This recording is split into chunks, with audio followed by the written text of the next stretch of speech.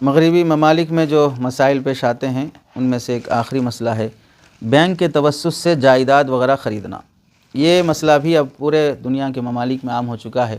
آج بھی جو لوگ ای ایم آئی پہ گاڑی خریدتے ہیں قسطوں پر، ان سب کے لیے یہی مسائل ہے۔ جیسے جو سہولتیں مغربی ممالک میں ہیں آج وہ ایشیا کے ممالک میں بھی دی جا رہی ہیں کہ ہوم لون مل رہا ہے، ہاؤس لون مل رہا ہے، ایجوکیشن لون مل رہا ہے، بزنس لون مل رہا ہے، بائک اور فور ویلر کے خاص واسطے بھی لون مل رہا ہے۔ تو یہ جتنے بھی لون ہیں ان سب میں انٹرسٹ داخل رہتا ہے، سود داخل رہتا ہے۔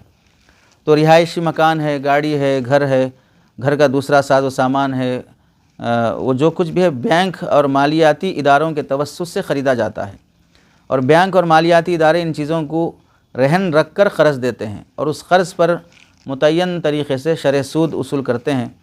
تو مذکورہ یہ جو معاملہ ہے میں بدل کے طور پر جو صورت ممکن ہے وہ کیا ہو سکتی ہے، وہ یہ ہے کہ ماہانہ کرایوں پر ان چیزوں کو حاصل کر لیا جائے، لیکن ماہانہ کرایہ عموماً بے کی ان قسطوں سے زیادہ ہوتا ہے جو مندرجہ بالا پہلی صورت میں بینک وصول کرتی ہے۔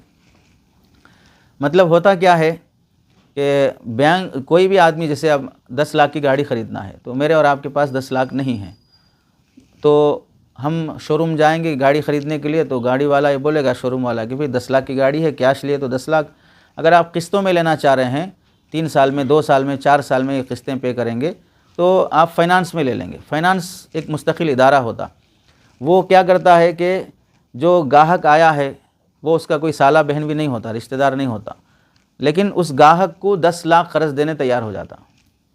تو کیوں تیار ہو رہے بھائی؟ آج کوئی دے گا؟ سالہ بہن بھی سالے کو دینے تیار نہیں ہے، تو کیوں دے رہے ہیں آپ 10 لاکھ؟ تو 10 لاکھ دے کر وہ آپ سے 13 لاکھ وصول کرے گا، 3 لاکھ فائدہ ہونا، یہ فائدہ نہیں انٹرسٹ کے طور پہ۔ تو طریقہ کیا ہوگا کہ اگر آپ ماہانہ پے کر دیتے ہیں تو پورا 5 سال کے اندر آپ کو 13 لاکھ روپے ادا کرنے پڑیں گے۔ اب وہ 13 لاکھ ادا کرنے کے ساتھ ساتھ اگر درمیان میں کسی مہینے میں متعین تاریخ پر اگر آپ ادا نہیں کیے تو اس پر مزید آپ کو پینالٹی پڑے گی، آپ پر جرمانہ پڑے گا، مزید وصولی ہوگی آپ سے۔ تو ظاہر سی بات ہے یہ جو مزید وصولی ہو رہی، کس چیز کی وصولی ہو رہی ہے کہ آپ کو ہر مہینے کی 2 تاریخ کو دینا تھا، آپ نے نہیں دیا، 10 تاریخ کر دی، تو 10 تاریخ تک یعنی 8 دن دیر کرنے کی وجہ سے مزید آپ سے ہم 800 روپے لے رہے ہیں۔ تو یہ 800 روپے کس کا عوض ہے؟ عوض عن الوقت، یہ ٹائم کا بدل ہے، کسی اور چیز کا بدل نہیں ہے، 8 دن کے دیر کرنے کا بدل ہے، اور سود اسی کو بولتے ہیں کہ اس کے عوض کوئی چیز دی نہیں جاتی، صرف ٹائم کے بدلے میں پیسہ وصول کیا جاتا ہے، تو یہ سود میں داخل رہتا۔ تو جتنے فائنانس ادارے ہیں، مالیاتی ادارے ہیں، سب ایسے ہی کرتے کہ 10 لاکھ جو دینا ہے شو روم والے کو، وہ فائنانس کا ادارہ 10 لاکھ اٹھا کے آپ کے نام سے شو روم کو دے دے گا، شو روم والا آپ کو گاڑی دے دے گا، اور آپ کا جو 10 لاکھ کا قرضہ ہے وہ کس پہ رہے گا؟ فائنانس والے کو دینا ہوگا، اور وہ 10 لاکھ کے بدلے آپ 13 لاکھ واپس کرنا پڑے گا۔ تو ظاہر سی بات ہے اس میں صاف سود پایا جاتا ہے، تو اس واسطے فائنانس میں گاڑی خریدنا شرعاً درست نہیں رہے گا۔ تو حضرت نے بھی یہی لکھا کہ جو صورت مذکور ہے اوپر وہ سود پر مشتمل ہونے کی وجہ سے ناجائز اور حرام ہے۔ البتہ مسلمانوں کو چاہیے کہ وہ اس سودی معاملے کے مقابلے میں شریعت اسلامیہ کے موافق دوسرے جائز طریقے اختیار کرنے کی کوشش کریں۔ اب جائز طریقہ کیا ہوگا؟ مثلاً بینک اس معاملے میں بذات خود قسطوں پر فروخت کرے، یعنی بینک اصل بائع سے پہلے خود خرید لے، پھر مناسب نفع رکھ کر اضافہ کر کے گاہک کو فروخت کر دے، اور پھر قسطوں میں اس کی قیمت وصول کرے۔ طریقہ کیا ہوتا؟ فائنانس کا ادارہ آپ کو قرض دیتا، اور قرض کے بدلے میں جیسے 10 لاکھ آپ کو قرض دیا، قرض مطلب پیسے دیا، پیسے 10 لاکھ دے کے کتنے لاکھ لے رہا ہے؟ 13 لاکھ لے رہا ہے، تو 3 لاکھ پیسے کے بدلے میں پیسہ آ رہا ہے، اور پیسے کے بدلے میں پیسہ بڑا چڑھا کر لینا یہ شرعاً جائز نہیں ہے، سود میں داخل ہے۔ تو اس کی آسان شکل کیا ہے؟ فائنانس ادارے کو یہ کہا جائے گا کہ بھئی آپ گاڑی شو روم سے آپ خرید لو، فائنانس ادارہ شو روم سے گاڑی خود خرید لے اور پیسے 10 لاکھ روپے شو روم کو دے دے، تو 10 لاکھ کی گاڑی کیش میں لے لیا ادارہ، کون؟ فائنانس ادارہ۔ تو اب وہی 10 لاکھ کی گاڑی آپ میرے کو 13 لاکھ میں بیچو، تو آپ میرے کو قرض نہیں دے رہے، آپ میرے کو گاڑی بیچ رہے، آپ مستقل بائع ہو گئے آپ۔ تو وہاں سے آپ مشتری ہوئے شو روم سے، یعنی فائنانس کا ادارہ شو روم سے مشتری ہوا، گاڑی خریدا نقد 10 لاکھ میں، اور پھر یہ آنے والے گاہک کے حق میں بائع ہوا کہ اس کو بیچ رہا ہے 13 لاکھ میں، اور 13 لاکھ کو قسطوں میں تقسیم کر دو۔ اب 13 لاکھ روپے اب ماہانہ 40,000 35,000 یہ ماہانہ مجھے ادا کر دو، 4 سال میں 3 سال میں 13 لاکھ میرے مجھے وصول ہو جائیں گے۔ تو اب یہ 3 لاکھ جو آپ زائد لے رہے تھے، پہلے قرض کی شکل میں لے رہے تھے، اب جو لے رہے ہیں گاڑی کے نفع کی شکل میں لے رہے ہیں، اور یہ شرعاً درست ہے، بے نفع ہی کی خاطر ہوتی ہے۔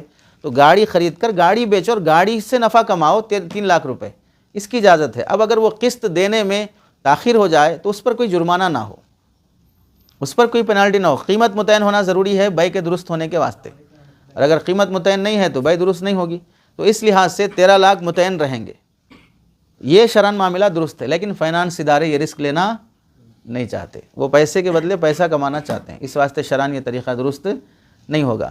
اس کے لیے عام مسلمانوں کو اگر سود سے بچنا ہے تو یہ طریقہ بھی فائنانس ادارے کے بجائے کوئی عام انسان بھی کر سکتا ہے کہ بھئی آپ اگر 5 لاکھ کی 10 لاکھ کی گاڑی خریدنا چاہ رہے ہیں، آپ فائنانس ادارے سے خریدیں گے تو اس کو 3 لاکھ روپے سود میں دینا پڑے گا، بجائے اس کے کہ بھئی کسی آدمی کے پاس 10 لاکھ روپے رکھے ہوئے ہیں، آپ اس کے پاس گئے اور اس سے اپنے پورے بانڈ پیپر ڈاکومنٹس وغیرہ سب اس کے حوالے کیے، اور اس سے یہ کہا کہ بھئی آپ گاڑی خریدیں شو روم سے اور میں آپ سے خرید لوں گا 3 لاکھ کے فائدے کے ساتھ۔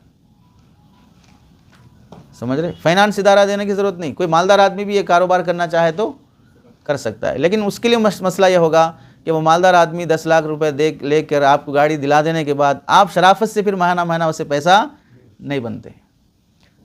نتیجتاً کیا ہوتا؟ فائنانس ادارہ جتنا ٹھکائی کر کے وصول کر سکتا ہے اتنا کوئی عام آدمی آپ کی ہیلپ کرنا چاہے تو وہ وصول نہیں کر سکتا، کیونکہ آدمی سے لڑنے تیار ہو جاتا، کسی ادارے سے لڑنے تیار نہیں ہوتا، چونکہ ادارہ وہ ایک بڑے افراد پر مشتمل رہتا ہے، اس کے سپورٹ میں قانون رہتا ہے، پھر پولیس رہتی ہے اور سب رہتے ہیں، تو آدمی وہاں پر ہمت نہیں کر سکتا، اور آدمی سے بڑے مالدار کو بھی مرڈر کرنے بھی تیار ہو جاتا جو اس کی مدد کیا رہتا۔ تو اس واسطے انسانیت مر گئی ہے، تو یہ جائز شکلیں بھی زندہ وجود میں آنا مشکل ہے۔ باقی ہے کہ بینک کے توسط سے گاڑی یا مکان کوئی بھی اس طرح کے خریدنا، یہ مذکورہ جو شکل ہے اس شکل میں جائز نہیں ہے۔